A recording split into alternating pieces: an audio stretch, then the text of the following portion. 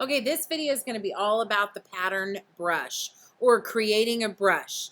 Obviously, Illustrator comes with brushes preloaded, and there are libraries of brushes that you can find.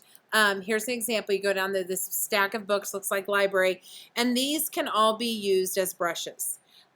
So this is another option that you have, but making your own brush is even cooler. So we are going to do that. We're going to make our own brushes. Let's say that I wanted, this might be something that comes up in your sugar skull design, or it might come up in any other design.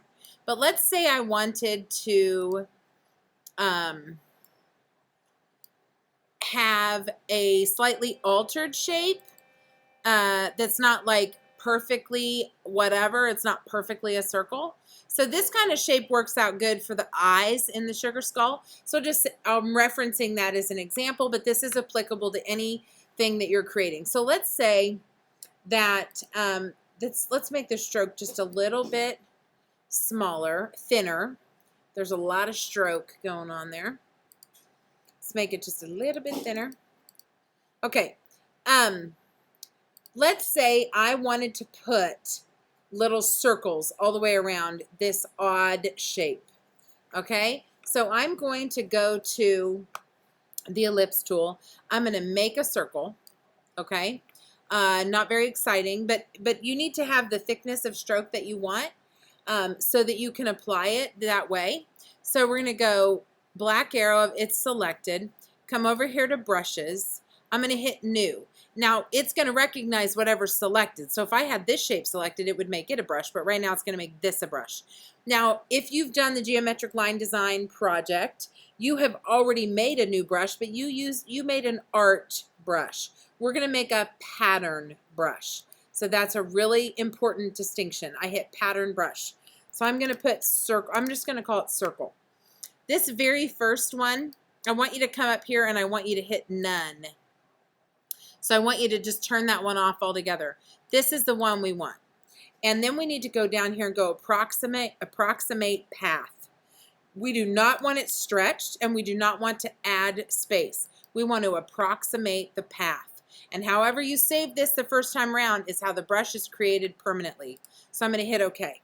So now I'm going to come over here to this strange shape. And let's say I'm using that for an eye. Let's delete this one. Let's say I'm using this for an eye for a sugar skull. And then I'm going to hit apply that brush. And it has applied that brush to the edge as if it were a stroke. It's straddling the line. And there you have it. And if I made this larger, it would just add more circles. Okay? So this is how you can apply.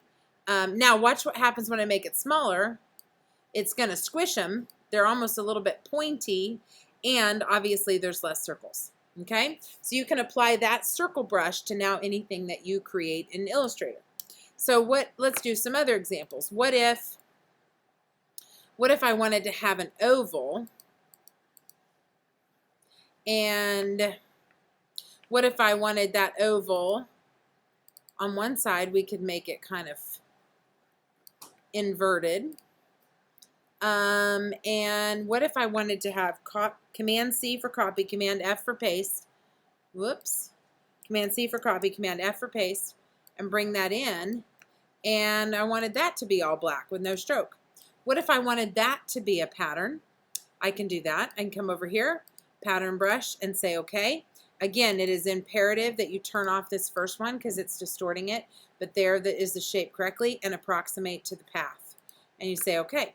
So now let's delete this guy. And we are going to, let's make a rounded rectangle and apply the pattern. Okay, so you can see how, first of all, it's going to have to adapt it somewhat. See how it squished it in the corners? But obviously this is would make for an incredibly interesting shape. So let's say I wanted to have a rounded rectangle, and obviously that didn't work out for me. Let's do this. Let's copy this and paste it and just make it black fill, no stroke. Wouldn't that make for an interesting design if you were putting this at the top of a poster or something, okay? So you can see how this could be a pretty cool tool to use. And let's say we had, oh, and I don't know how to spell, but let's say you were typing something there, and what a great header for a poster. But this is just one way to utilize this pattern brush, and how interesting and easily it just sends it all the way around this shape. Okay, so we've made a basic circle. We've made kind of an unusual shape. One that I like to use is, what if we made an ellipse, but we took one of those points, white arrow, click one point, and make it pointy. Okay, so I could say this is my pattern brush. Now I'm going to go here, and mind you, the point is pointing up. Okay, pattern brush, say okay. Delete this first one. See how distorted that is? Keep the second one, approximate to path, say okay. Now I can delete that. I don't need it. And notice how I had that filled with white. So if I had it filled with yellow or red, it would be yellow or red.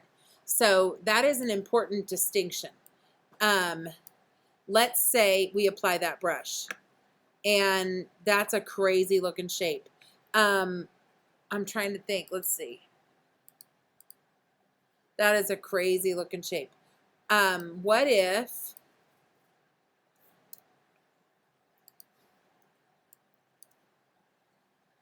let's go back here, add it again, and again it's coming all the way into that shape.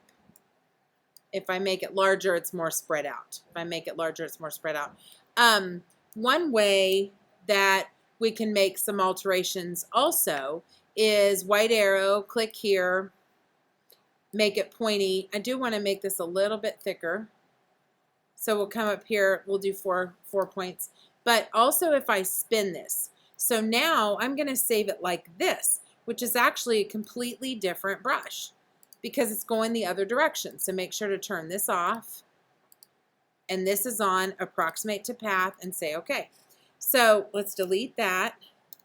Let's say we have a circle, and now this one's not filled with white, but let's add that one. And so now the points are going in. If I add this one, it got squished because it's bigger. So we're not getting a lot of variation there. Maybe because these were so large. Let's do it again. Let's make smaller ones. White arrow, click here, point. Okay, new brush, pattern brush, no. Keep, approximate, okay.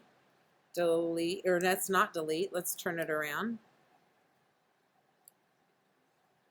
Okay, new brush, pattern brush, okay. Let's delete that. And approximate, okay.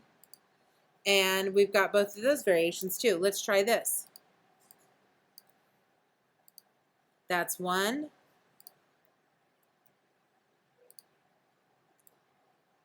And this should be the other direction. Okay. It is the pointy side on the other direction, but these are kind of squished because they're forcing them to fit within this circle. Okay, so there is a variation there. It's just a little bit difficult to see. So let's bring that in, and you can see how that could start to create some really interesting patterns and interesting options there for your designs. Okay, so I hope you found it useful. You're making brushes. If you ever have a brush that you don't want, you just click on it and you can hit the delete button. Know that it is permanently deleted. You can't undo that. But there you have it. There are some really interesting things that you can create with the pattern brush. So good luck with your work. Thank you.